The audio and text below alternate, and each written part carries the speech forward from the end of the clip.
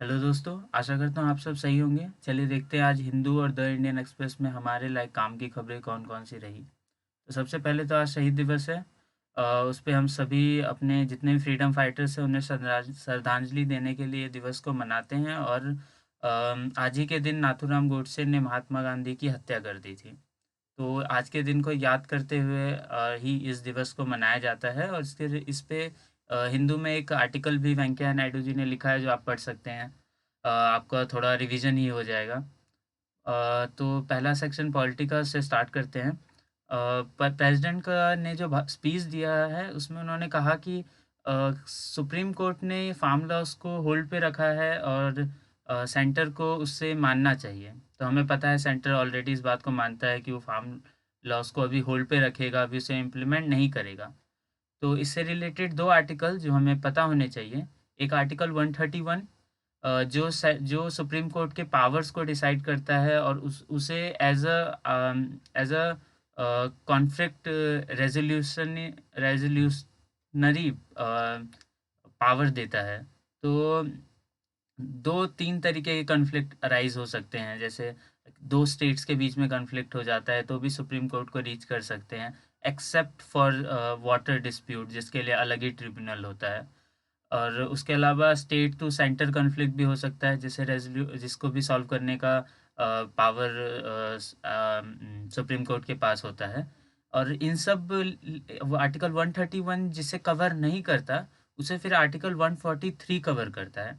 जो अभी हमने देखा कि आर्टिकल 143 में भी दो सिचुएशन दे रखे हैं। जैसे पहला ये होता है जिसमें वो अपना ओपिनियन दे सकता है upon calling by the president. President उन्हें पूछते हैं कि आप इस पे अपना ओपिनियन दीजिए, तो सुप्रीम कोर्ट उस पे अपना ओपिनियन रखता है which is non abiding by nature.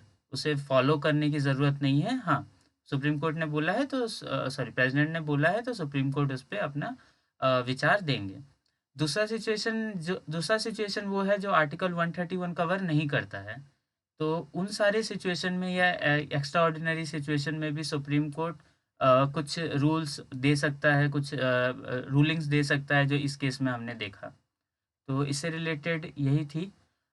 दूसरा है कि एक हिंदू में ये पहली न्यूज़ इंडियन एक्सप्रेस से है, वैसे तो दोनों न्यूज़पेपर में आप देखोगे। दूसरा है हमारा साउथ इंडिया और जो हमारा तमिलनाडु और श्रीलंका के बीच में बे आता है, पाल्क बे, उसमें 4 फिशरमैन्स की डेथ हो गई। तो वहाँ पे प्रोटेस्ट चल रहा है कि श्रीलंकन जो नेवी है उसने उनकी हत्या कर दी है। कि फिशरमैन्स वहाँ फिशिंग करने गए थे और वो रास्ता भटक गए और श्रीलंकन नेवी ने उन्हें मार दिया है। तो उसको लेकर वो थोड़ा सा कंट्रोवर्सी है और बहुत ज़्यादा हंगामा हो रहा है। तो इसको लेकर सरकार को कुछ इम्पोर्टेंट और कुछ स्ट्रॉन्ग पॉलिसीज़ के साथ आना चाहिए। जैसे तमिलनाडु सरकार ने एक डीप सी फिशिंग मेथड को अपनाने को बहुत ज़्यादा मोटिवेट कर रही है फार्मर्स को कि ताकि आपको ज़्यादा दूर ना जाना पड़े। डीप सी फिशिंग मेथड में होता क्या है कि आपको करीब एक एक एक नेट जैसा जैसा हमारे जैसा चूहे को पकड़ने के लिए नेट होता है, थोड़ा मोटा नेट, बहुत ही नीचे करीब 30-40 मीटर से नीचे डाला जाता है। और उसे कुछ देर के लिए छोड़ दिया जाता है जब तक फिशेस उसमें आती है और फिर वो ट्रैप कर लेते हैं उसमें, उसे फिर ले ऊपर लेकर आ जाते हैं। थोड़ा सा इन्वेस्टमेंट चाहिए होता है इसके लिए जो सरकार प्रोवाइड कर रही है। लेकिन इसको इसको इसके लिए ट्रेनिंग देने की ज़रूरत है, लोगों को जागरूक करने की ज़रूरत है। तो ये सारी चीज़ें अपनाने की ज़रूरत है अभी। तो इसका सॉल्यूशन जल्दी से जल्दी निकलना चाहिए क्योंकि हम अक्सर न्यूज़ में देखते हैं कि अ, श्रीलंकन और इंडियन जो हमारा मेरीन बॉर्डर है उस पे ऐसी कैजुअलिटीज़ होती रहती हैं। तो पॉलिटी को लेकर दोनों न्यूज़पेपर में यही दो काम की खबरें थी। इकोनॉमी में थोड़ी इम्पोर्टेंट है। जैसे जो हमारा सेंटर इंड्यूस प्राइस है, जो जो फूड सब्सिडी को है, तो हमारा अभी इकोनॉमिक सर्वे आ गया है और इकोनॉमिक सर्वे ने बोला है कि आप जो ये फूड सब्सिडी है इसे आप कम करिए। तो ये पहली चीज़ थी। दूसरी इकोनॉमिक सर्वे में ही दूसरा काम की खबरें, वैसे इकोनॉमिक सर्वे मैं ट्राई करूँगा अलग से एक बार पूरा कवर करने के लिए जल्दी ही। पर कुछ पॉइंट जो अभी मेरे को दोनों न्यूज़पेपर में से दिखे वो अभी यहाँ पे रीड आउट कर देता हूँ। सेकंड है कि गवर्नमेंट को हेल्थ सेक्टर में एक्सपेंडिचर बढ़ाना चाहिए, जो कि हम देखते हैं कि फ़िलहाल ओनली 1% ऑफ आवर जीडीपी जो है वो हेल्थ के सेक्टर में एक्सपेंडिचर अभी सरकार कर रही है।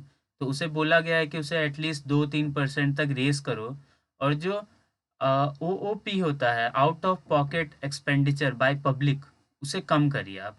वो अभी 60-65% जितना भी खर्चा होता है वो पब्लिक करती है, और उसे कम करने के लिए बोल रहे हैं। At least reduce it down to the 30%, ऐसा उनका सजेशन है कि आप जो अभी 60-70%, अगर 100 रुपये का बीमा 100 रुपये का खर्चा अगर होता है तो 70 रुपये लोग अपनी जेब से करते हैं, या 100 में से 70 लोग अपनी जेब से प्राइवेट सेक्टर में इलाज करवाते हैं। तो उसे बोला है कि उस 100 में से उसे रिड्यूस 70 से उसे 30 पे लेके आओ, कि अब सिर्फ 30 ही लोग प्राइवेट में जाएंगे, बाकी पब्लिक सेक्टर में जाके अपना इलाज कराएंगे।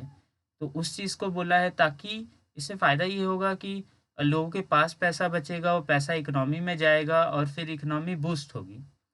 तो ये एक सजेशन है। और एक चीज़ बोला गया है कि एक अजम्पशन लगाया गया है कि इंडिया जो आफ्टर दिस पेंडेमिक एरा, जो ये ख़त्म हो जाएगा, उसके बाद इंडिया वी शेप रिकवरी लेगी। तो इकोनॉमी में रिकवरी कई टाइप की होती है।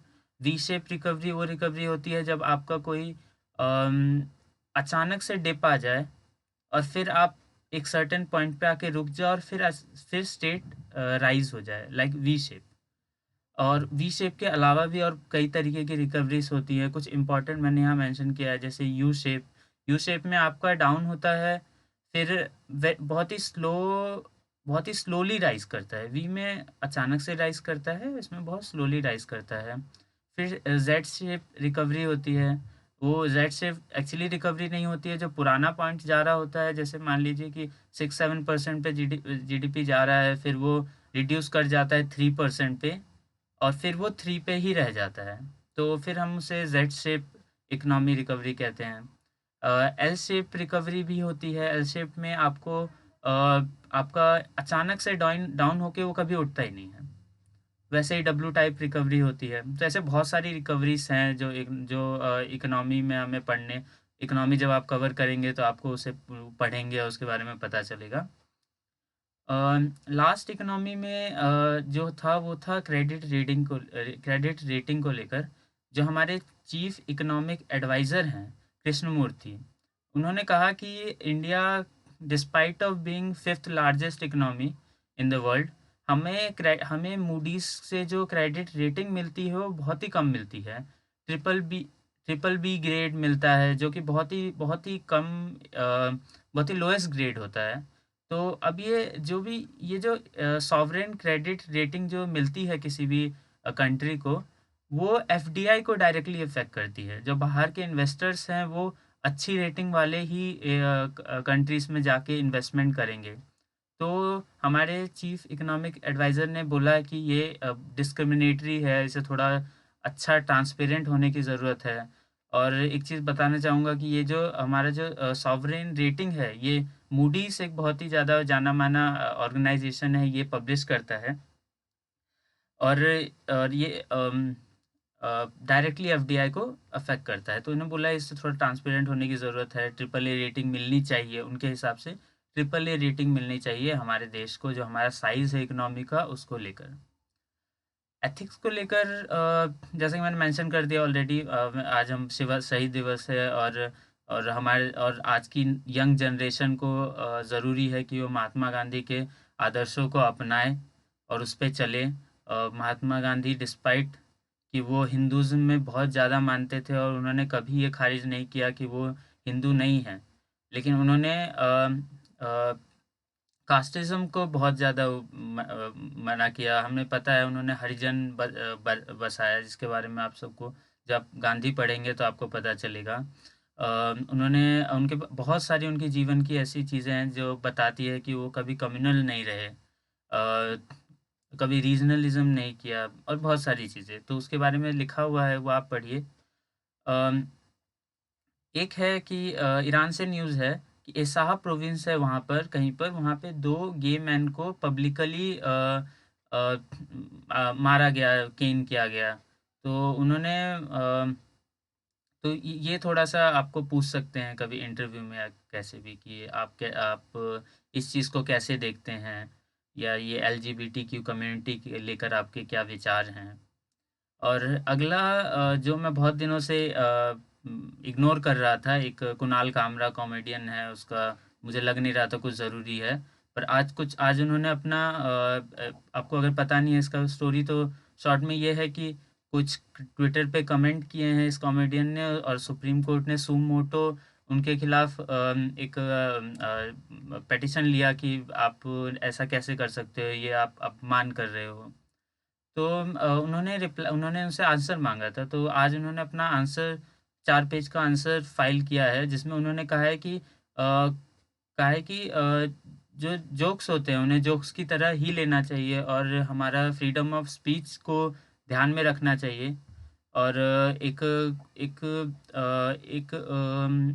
जोक को जितना ज़्यादा स्ट्रेच करेंगे, वो उतना ज़्यादा सीरियस होता जाएगा। तो ये हिंदू में छोटा सा कॉलम है, उसे आप पढ़िए। आंसर राइटिंग में कैसे हम सब इसको यूज़ कर सकते हैं, वो थोड़ा पता चलता है कि कैसे वर्ड्स के साथ हम खेल सकते हैं। तो बहुत ही ह्यूमरस सा जवाब था, और बहुत ज़्यादा to the to the point भी था। तो इसे मैंने इंक्लूड करा है। पर्सन एंड न्यूज़ में किसी केस्ली टाइसन एक एक अभिनेत्री हैं हॉलीवुड की, जो अफ्रीकन अमेरिकन हैं, और 1970 से हॉलीवुड में काम कर रही थी, उनका निधन हो गया। तो अब मैं किसी का भी तो नहीं लिखता हूँ, इनको ऑस्कर मिला हुआ है, और भी बहुत सारी बड़ी बड़ी ख्यातियाँ मिली हुई है। तो इनका नाम इसलिए आया है क्योंकि उस टाइम पे जो अफ्रीकन अमेरिकन को लेकर स्टीरियोटाइप था कि उन्हें काम नहीं मिलता था, उसके बाद भी इन्होंने कितना स्ट्रगल किया। तो ये सारे